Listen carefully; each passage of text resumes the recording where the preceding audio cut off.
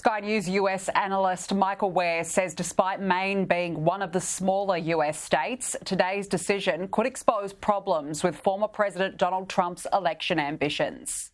It's a small state. It doesn't have that many electoral college votes. I don't see it being one of the 5 or 6 states that will actually turn this election. But it's the danger of the symbolism and how that may ripple out and how that may energize pro-Trump supporters and anti-Trump activists. So there are broader ramifications. And like I said, you can easily peg this as a partisan decision by a Democratic Secretary of State. But what it does is it, for the second time in about a week or less, it has brought to the fore that there are serious legal issues hanging over and threatening to drown former President Trump's nomination, even for the GOP primary, let alone the general election. Joining me now live for more on this is National Affairs columnist at the National Review, John Fund. John, thank you for joining us. Explain what this decision actually means. Well, it doesn't mean that this is the second state in which Donald Trump will not appear on the primary ballot. The Colorado court, which ruled last week, ruled in such a way that if there had been an appeal to their ruling, Trump would stay on the ballot. That happened today. So now Maine is saying he can't be on Maine's ballot. If that were the case, I think that it would not necessarily affect the primary results, because I doubt that most states would follow Maine. Michigan, which has a Democratic Supreme Court, ruled Trump could stay on the ballot today. What it would mean, though, is it would mean a psychological blow to the Trump campaign that all of these attempts are being made to discredit him and to rule his candidacy invalid. It creates the perception that there is a permanent cloud over Trump's legitimacy.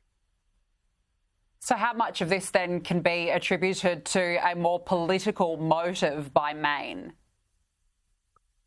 Well, let's listen to Congressman Jared Golden, who's the Democratic congressman from Maine.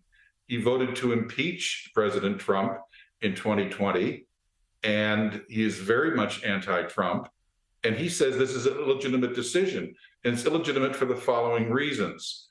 One, Maine voters should make the decision that someone is invalid on the ballot, an insurrectionist, and Trump has not been convicted or even indicted for any of those things.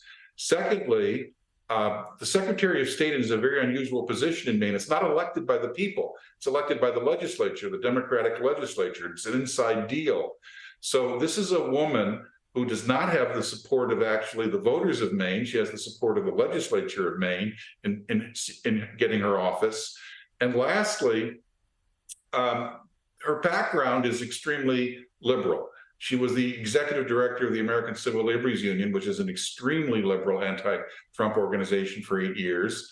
And I believe that her decision is colored by that. I also would point out that the Republican senator from Maine, Senator Susan Collins, was perhaps the most moderate Republican in the Senate and has voted against Trump on many occasions in 2020, especially regarding impeachment and conviction.